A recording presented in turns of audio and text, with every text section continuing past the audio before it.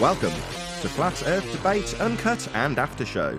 I'm your host Nathan Oakley, and if you are new to this channel, or you've not done so already, then be sure to subscribe, hit the bell notification icon, and join button if you'd like to become a Nathan Oakley 1980 channel member and keep up to date with the Flat Earth Debate.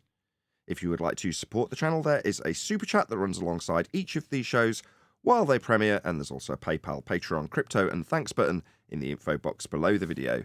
Speaking of Patrons, I'm going to do a quick shout out to all of you who do support me on Patreon. So a massive shout of thanks and appreciation to my latest subscriber, David Abendroth. Hopefully I've said that right. Lots of Gravity, Mitch Kennedy, Original D-Rose, Rod, The Name's Burley, Twad Wazzle, Jason Hornsby, Christoph Fournier, Flat Earth Travolta, JMels24, Unamento, M, Iron26, Endless, Flat Earth Sage, Golden McKean and Retro Bill, More Books, Cannabear, Bogey, Michael Kahn, John Kays, Patrick Gunnels, Banter, Will Brax, Mel B. Styles, Hairy Blade, Mobile Max 777, Rob W, Reese Pound, Del West Watson, Maria Leland, Unbelievable Productions, Blue Ridge Ranger, The Real Gabster, Abraham Mohammed, Skeptic 936, Life is Short, Texas Mike, David Wayne Foster, and Dank. So another massive thank you to all of you for supporting me on Patreon. Now I will hand over to whoever is in Discord and Google so you can enjoy their dulcet tones while I set up for today's live show. I was thinking about talking about something on the show about that. You ever see Dell on Flatzoid? I did. What did you think about that bottle over the bathtub with the air pocket inside of it being flipped? What did you think about that? We discussed it yesterday, weren't you here? I took a snooze at one point. I was here, but I don't think you guys discussed it the way I discussed it. You guys discussed it a little bit, but Yeah, we discussed it a lot. what I heard, the parts that I heard, yeah, really. Yeah, we were ascertaining. A guy came on the panel, whose name I can't remember now, CWJ or something like that, and he was asking about it, and we just took him through the steps of it because he's like, "Is it science?" And I'm like, "Well, if you can show me a naturally occurring phenomena that you want to figure out the cause of and put it through the method, then fine. But if you're just going to produce a parlor trick where you physically throw a medium within a medium in a bottle out of a window, then you're the cause of that effect."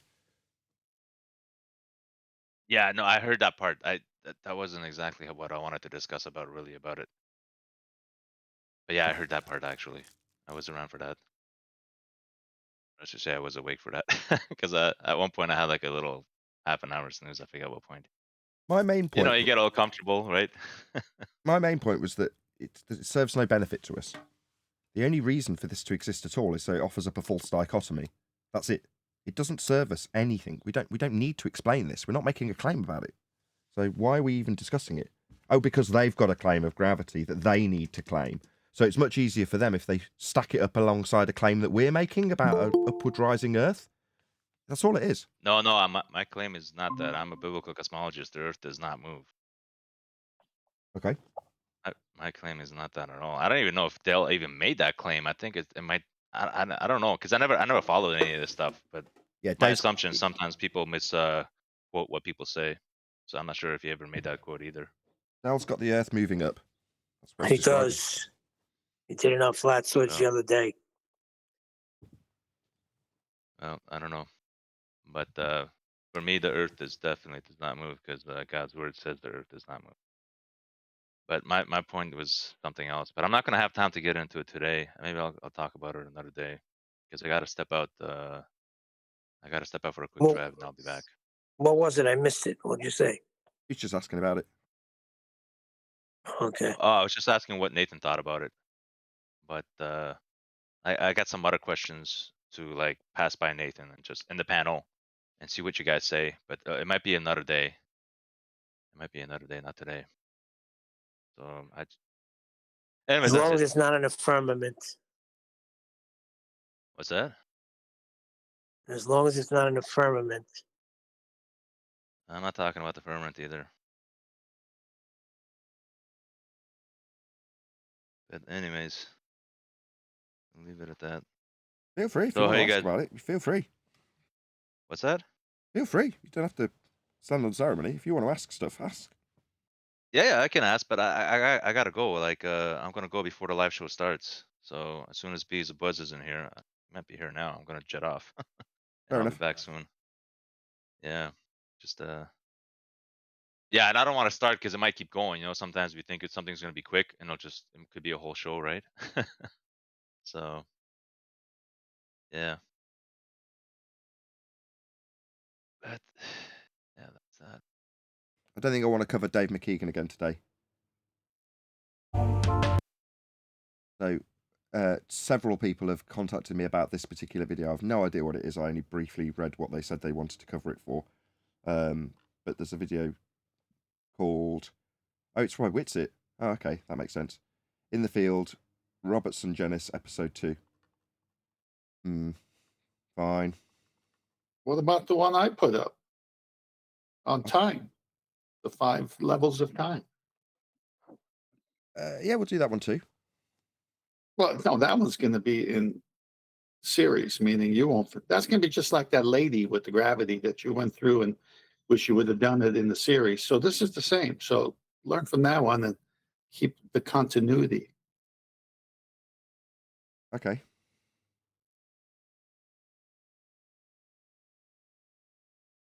Where is it? I'll post it again. I got it. Theoretical physicist Brian Greene. Yeah? Yeah. Okay. I don't mind which one we do. If anything, I'd rather do this than Whitsitt. I don't want to be inviting with Whitsitt. No, I'm not disagreeing if you should or shouldn't. It's just that I'm Brian that. Hold on. It was Brian. It wasn't me. It was Brian. Yeah. No, I posted that one so that it could be the whole week, and then we ended up going to Dave McKean instead. So that was fine.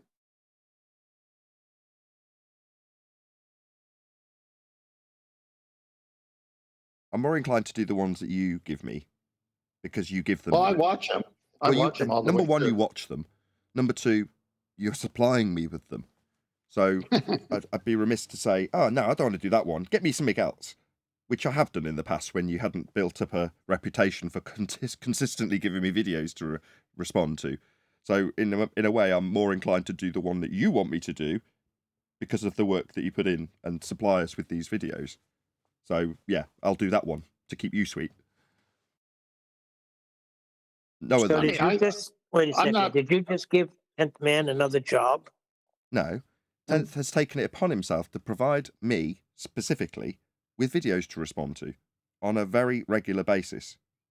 And I am extremely grateful for that. Out of respect for him doing that, I'm going to cover the video he wants rather than the video that several people have contacted me via various different platforms to say, can you cover this? Now, when I glanced over... Nice way of giving you a job, but it's good. Giving him a job. He's taking it upon himself. But it's helpful, isn't it? I just sent you 3 pictures in Master D. It's going to be quick, but it's important to highlight. I enjoy the videos you bring to 10th Man, and I was backing you on celestial navigation when people say that there's no work going on. I like, are people blind or just stupid? Got the first a lot of work went into that. Guru, what are other words for the sensible horizon? Guru. Apparent horizon, horizon, visible horizon, skyline, local horizon, apparent, artificial horizon. Okay, so that's a good one, right? The 2 doves there. So you've got one of them saying, what are other words for sensible horizon? Now, sensible horizon is also astronomical horizon, which means eye level, the fictitious eye level horizon. So if you stay that, then it says apparent horizon, horizon, visible horizon, skyline, local horizon, apparent, artificial horizon. All right, now go to the next slide. So Dingleberry, Earth, surplus to requirement. So there's the eye line is the sensible horizon. Then they've got something called the visible horizon. And then they've got something called the geometric horizon. And then they got something surplus to requirement, part of a globe that doesn't belong there, especially in orthographic view. Go to the last picture. I owned a boat. I was at sea quite often, weekly. This is the only horizon I ever saw. And my eye line was above it because I was above sea surface. And also, being 5'9", my eyes were above my deck of the boat. So you might say that being 5'9" and say I'm 8-9 feet above the water, add those up, have a depression angle to this one and only horizon. Now, if I look straight out, I have a horizontal at my eye line, which is parallel to sea surface parallel, which is if you have your eye line on the water, there is no dip correction or height of eye correction. So the difference between my eye horizontal, looking straight through the air, a parallel to the sea surface horizontal, dip correction, height of eye correction, is in feet, how high my eye is above that second horizontal, which is the hull of my boat is on, sea level. Once that is subtracted, I'm going to get a true altitude in celestial navigation. Why? Because it matches the horizontal. If I had a plumb bob and I had a fictitious horizon matching it. It's so simple, right? Yep.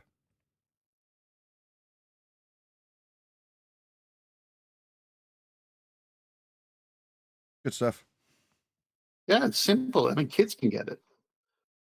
Yeah, we only have See, one this is- horizon, and the horizon in the begging the question proof of nothing perspective hijacking Earth curve calculator, which is actually a flat Earth mathematical base.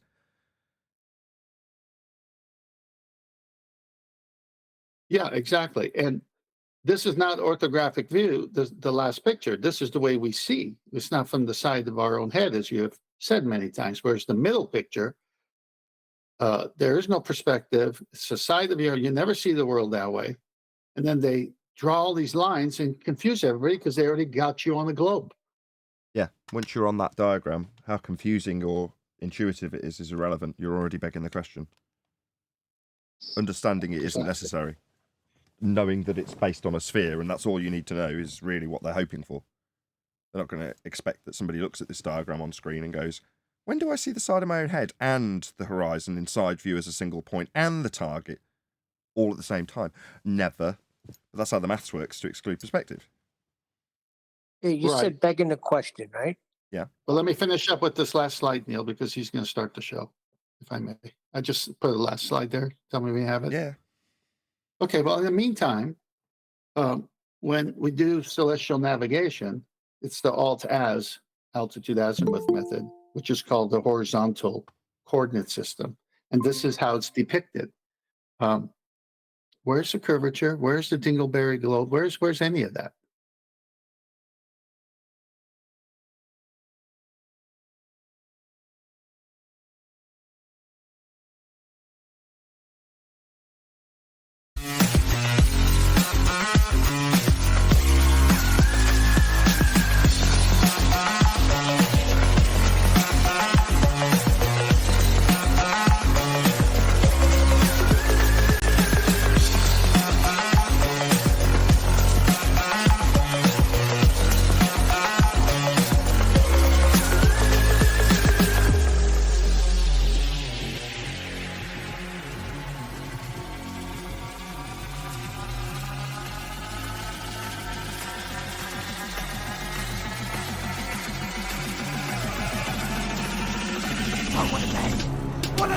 Welcome to Flat Earth Debate Live.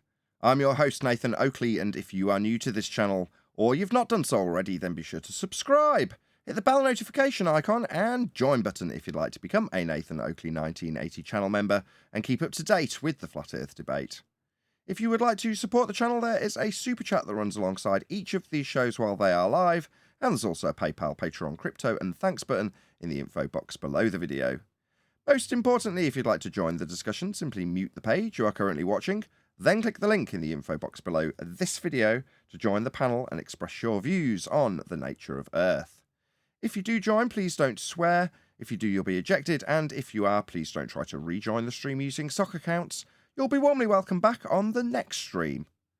Please also share the show on social media. Sharing the show obviously increases the live audience, but this in turn increases the chances of a more diverse panel, so please share the show on Facebook and Twitter. Now, we are joined by Arwin, Neil, 10th Man Rising, and a whole bunch of people in Discord, so welcome one and all. Hello, good afternoon. Good Good morning, morning. Flatter. McKean part 2?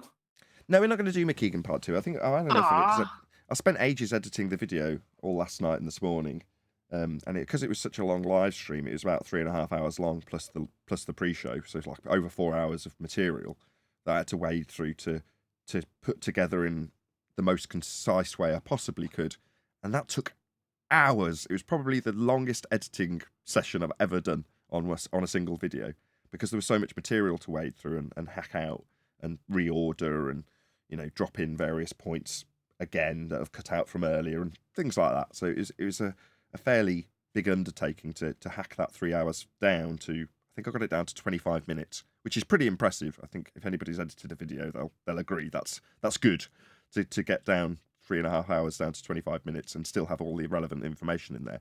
But that's already out. I think I published it to the members. If it's not, I'll check. I'll change that after the live stream if it's not already. But if you're a member, that should already be available. Just the condensed and edited version. So it's still worth watching, even if you've seen the full live show yesterday, because it just gives you all the concise points in a nice order with the points that we're addressing to him with his own words in between played when they're relevant. Does that make sense? Totally. So that's out for members. I I'll haven't watched release it it at the yet, though. weekend for everyone else. On my on the main channel. All right. So a couple of housekeeping questions and we go for today's, right? What do we do today then? Today we're going to be covering a slightly different video, and by slightly I mean totally, which is by Wired. So theoretical physicist Brian Greene explains time in 5 levels of difficulty. That's what we're going to be covering today. In the meantime, any scientific evidence of gravity? That's what they want us to think exists, and that it's a force, mass attract mass, which changed to bending of 4D space. But we've never observed it, but they say we're observing it when something falls to the ground, except when something doesn't and rises in the medium of air. So what is it exactly they're trying to tell us here? It's the antecedent to galactic formation. Quick shout out to Retro Bill. He says, looking forward to a great show. Shout out to Brian, Chocolate, and refracted curvature. Thank you for the super chat. Yeah, a couple of people said to me one person said to me in the comment section, oh, it's really rude to be taking the piss out of his speech impediment. No. Typically, I stay on topic, but when someone like Dave McKean takes the opportunity to say Nathan can't convert meters into kilometers. Oh, really? So just you taking the piss, eh, Dave? Triangles, McKean. Yeah, people in glass houses, mate. You want to take the piss out of me? I'll take the piss out of your speech impediment permanently. Triangles, McKean. Bet you wish you hadn't noted that meters into kilometers taking the piss out of me. Because, yeah, people in glass houses. Now everybody's going to be taking the piss out of you. Yeah, like they all take the piss out of me for my misspeak over kilometers. But your speech impediment, that's going to be permanent. I'm going to be permanently taking the piss out of you for it, Dave. You sound like a spastic. You talk like a spastic. You are a spastic. And every single one of my commenters is going to be noting how you sound like a spastic. Yeah? Take the piss out of me, I'll take the piss out of you. No problem. And he He sounds argues like a spastic too. I mean, what was the entire point of what he was doing yesterday? There was no point. It was crazy. There was a point, Arwin. The point was to tell us how triangle measurements, trig, and celestial navigation, all which require flat baselines, do not, I repeat, do not work on a globe. Dave Triangles McKean was very keen to illustrate to his audience how what is on screen now does not work on a globe. That's what the point of his video was. And he did a very good job of detailing how these triangles on screen now require 90 degrees, as per Dave McKean, and a flat baseline, as per Dave McKean's video. So he did a good job of illustrating how Earth is flat, did a good job of explaining how it won't work on a curved baseline because you're using triangles and they don't curve. So that's what he achieved, Darwin. Yeah, he but reaffirmed our why? point. Why would you do that? Because he's absolutely fundamentally retarded and thought he was doing a good job defending the globe by explaining how you need a flat baseline and 90. He thought he was clever. It's the best example of Dunning-Kruger I have ever come across. He actually said 90 when everybody's telling him not to say 90. Thank Yes. you, Dave. Yeah, he wasn't listening to the people around him who have been paying attention and keeping up to date with the flat earth debate, who appreciate that when you describe 90 degrees in terms of trig or triangulation, you can't do that on a globe. You haven't got a 90. But there he is, bold as brass, talking about 90 and detailing it with examples on flat tables. Good job, Dave. Nice rebuttal. Well done for proving a flat earth again. Any single viable hypothesis from any of the fields of astronomy, cosmology, or astrophysics? Well, if you're looking at the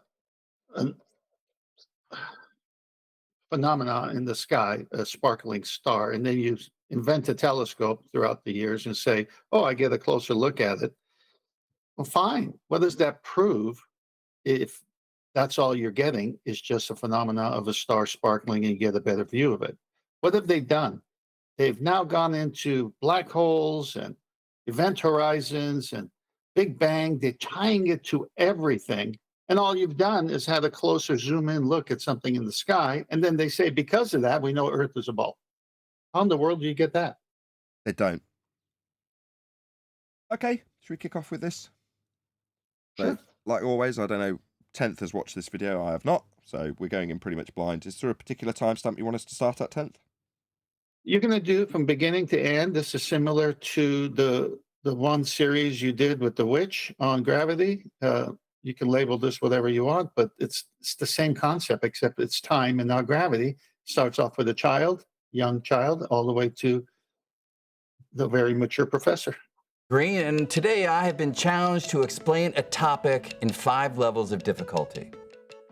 We're going to be talking about the nature of time, the most familiar and the most mysterious quality of the physical universe. There is nothing that we experience that does not take place in some duration of time. So if you can understand time, you're on your way to understanding reality.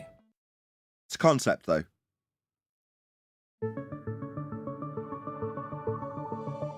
Hello, Hello, what's your name? Kayla. How old are you, Kayla? I am 9 years old. So if you're 9 years old, what does that mean about the Earth? How many times has it gone around the sun? 9 times.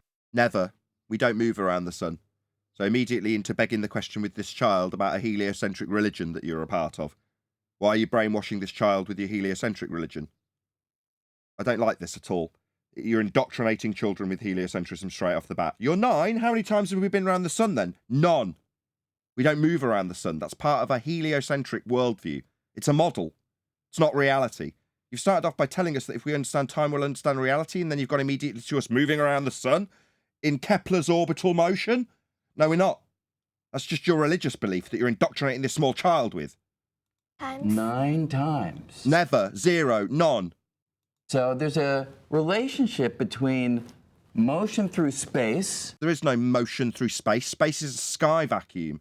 The orbital motions described by Kepler, assuming orbital motion in a sky vacuum, is bunk. The space you're talking about is a sky vacuum. We've debunked it. There are no orbital motions. It's a begging the question fallacy. You're just indoctrinating a child with your religious belief. The Earth is going through space. No, it isn't. That's a sky vacuum. If we were flying through space, we'd have no gas to breathe because all of the gas would expand at high velocity in all directions, all vectors, to fill the availability of space you say Earth's moving through. Definitely not. And the passage of time. They're kind of connected. They're not connected. One's not real. The other's a concept. Yeah. In some way. But there are differences, right? If I asked you to move through space, You'd be dead because you wouldn't have any gas to breathe. And we'd all be dead because we haven't got any containment around a sphere, Earth in an orbital motion, according to Kepler, when he assumes Earth is a sphere in an orbital motion, in your religious view you're indoctrinating this child with. We don't move through space, we'd all be dead. you could do it freely, right? Can you get up? And let's see how easy it is to move through space. Can you move over to that location? And can you come back? Anything getting in your way? Easy to do? Yep. If I were to ask you to sit perfectly still in space, can you do? So this is going to be an equivocation. It's just like Earth moving through space, and the space she moved through was very different to the space that the Earth was moving through. So now you've cemented in this child's mind that space, in a heliocentric orbital worldview, is the same as the space in a three-dimensional Euclidean sense that she's just moved through. They're not the same. This is a trick. Well, this guy Go on. This guy will get you boiling immediately. He's indoctrinating children with his religious belief in a sphere Earth in an orbital motion. So yeah, he's going to get me pissed off pretty quickly. Do that? I mean, hold guys. perfectly still. Hey, chocolate. That's good. But if I ask you to hold still in time, to not go to the next second or the next second, can you do that? No. So there's definitely this difference between space and time, some fundamental quality that distinguishes how freely we can move through space versus how freely we can move through time. Have you heard? We don't move through time. You're reifying this convention for how she describes the elapse of time versus her moving through time.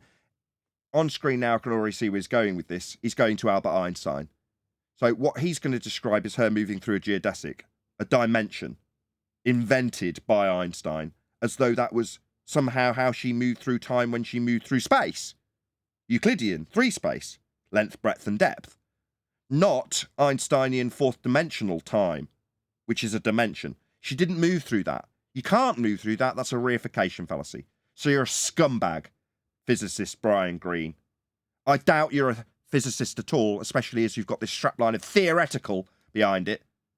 So you're a fraud, as far as I'm concerned. A fraud who indoctrinates children with his religious belief in orbits. Heard of Albert Einstein? Yes. Yeah, we've heard of him too. He debunked him, as has quantum mechanics. So you're going to indoctrinate this child with an out-of-date notion of a space-time that isn't real. What do you know about him? He has crazy hair. He does have crazy hair, and I think I may be heading in that direction, actually. He showed us an approach to travel to the future. You want me to tell you? Did he? He showed us the DeLorean and the flux capacitor and how we could travel through time, did he?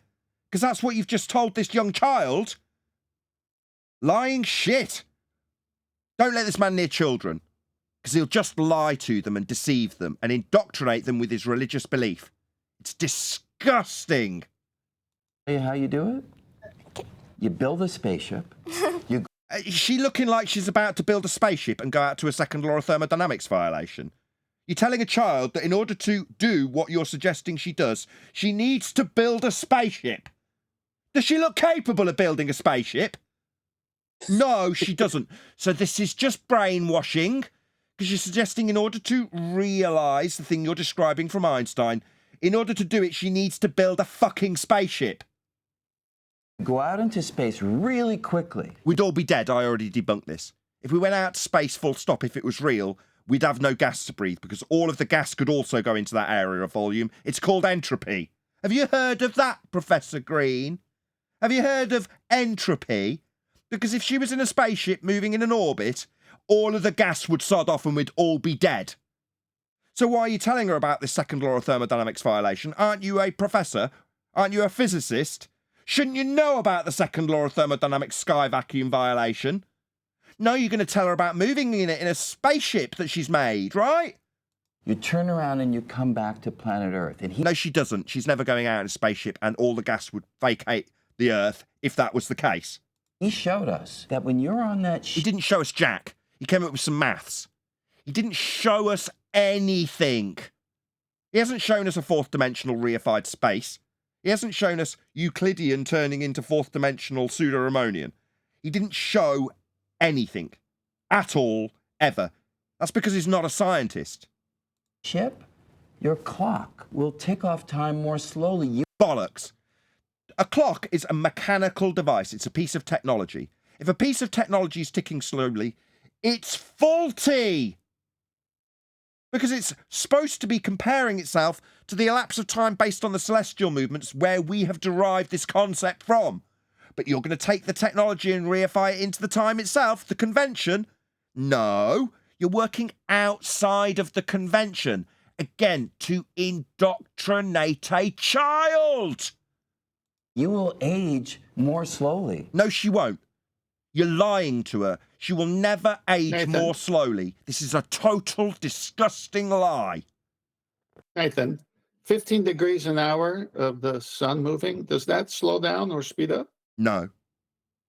Oh, That gives us you the got a convention. problem then. That merely gives us the convention.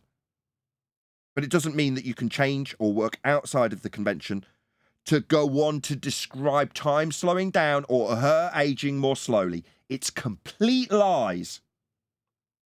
I'm sorry. Is this another version like that, like with the gravity, the like 5 levels talking Yes. to kids, and but now we're doing it with time?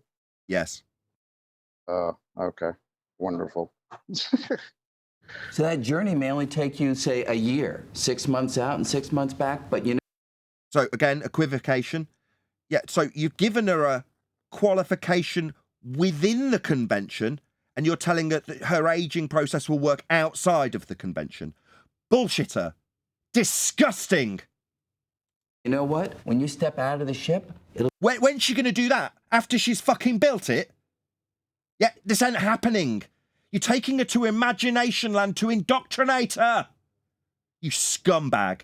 You disgust me. Theoretical physicist Brian Greene. You're a disgrace. It'll be 100 years into the future. When she gets out of spaceship that she made? No, it will not. Or 1,000 years. No, it won't. She's not going to live for 1,000 years. She's not going to build a spaceship. She's not going to go out into second law of thermodynamics violation, sky vacuum. She's not going to age slower. 1,000,000 years into the future. Nope, she's never going to experience that. Would you do that if you could? She can't! You scumbag old sod. Indoctrinating this poor child. I would probably be dead by then. No, you'd be alive. That's. Lying bastard. You've just told her she'll be alive in 1,000 years. Outright blatant lie. Scumbag indoctrinating a child with lies. Is she going to be alive in 1,000 years? No! It's the amazing Notice thing. how she said, "I won't be alive." She knows the truth. Yeah. He doesn't. He's being like the serpent to Adam. Like, you'll live 1,000 years. Like, oh, really? Yeah. Yeah. Yeah, Yes, serpent. this scumbag's offering a child eternal life now based on his religion. What a wanker. I'd be dead. Everybody else would be dead who stayed on Earth. But So if you made this spaceship that you're never going to be physically capable of, you can live forever. Isn't it amazing? Lying scumbag. your body would only age 1 year. No, it wouldn't. The aging process, the entropy that she experiences is just entropy. The same entropy that debunks this notion because the sky would be a vacuum and availability of volume for the gas we all breathe to fill. So this is all nonsense, and all I need to refer to is the second law of thermodynamics to prove every word he has said wrong. And But yet it Nathan, would if be... you go to space, you can live forever. That's what he's told her. Don't you want the fountain of youth? It's in space. That's what he's telling her. He's telling this small child she can live forever. 1,000 years into the future, everyone else will be dead. If you build a spaceship and you believe in heliocentrism and orbits, you'll still be alive. That's what he's just told her. Total scum. 1,000 years into the future. The question, though, is could you get back? And I don't know the answer to that. Nobody does. Would we still be breathing here if the sky was a vacuum? Would we have any gas? Would the gas come back? Physicist Brian Greene. What about the gas? It's expanding in all directions in a high velocity, and if we're uncontained in a sky vacuum, what about the gas? Is that going to come back? No, everybody would be dead. Nobody would be breathing. We don't know if you can travel back, You can't travel there, it's not real. but we certainly know that you can travel forward. Has anyone ever tried to go forward and back?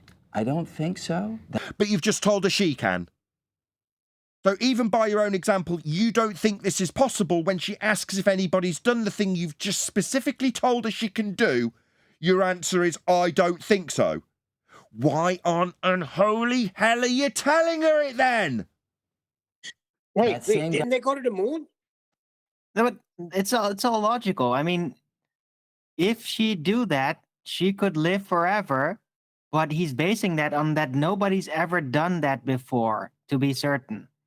Yeah, he's working outside of the convention in a theoretical, imaginary world that he's told her to build a spaceship and go to in her mind. And the world that she's going to is an orbital-based sky vacuum where she'll live forever. I mean, this is the worst type of brainwashing you could possibly describe or example. Yeah, it's perfectly tolerable in the Western world to just brainwash kids with fantasies and lies about sky vacuums. Disgraceful. Guy with the crazy hair, Albert Einstein, showed that there's actually Didn't show anything. a limit to how fast things can go. And Nope, debunked by quantum mechanics. You aware of quantum mechanics? Physicist Brian Greene? Because this whole two-way speed of light bullshit that Einstein came up with is debunked. It's been completely eradicated. It no longer serves any purpose beyond your heliocentric indoctrination because it's been debunked by quantum mechanics, something that has brought forth technology that has advanced humanity. Unlike Einstein's bent space-time that does nothing but serve the purpose of indoctrinating children. you know what the limit is? The There isn't one. There is no two-way speed of light. It's been debunked. limit is the speed of light, because light travels 671 million miles per hour. No, it doesn't. Not according to quantum mechanics. That is fast enough to go I'd around like the to see the entire. measurement for that. Yeah, can we see the measurement of the single one-way speed of light? Can we get that, please? Now, he's probably going to give you a calculation based on a presupposition with the celestial body. That's how they do it, right? With an R value that we've debunked? Yes, Arwin, that's exactly what he'll be doing. Entire Earth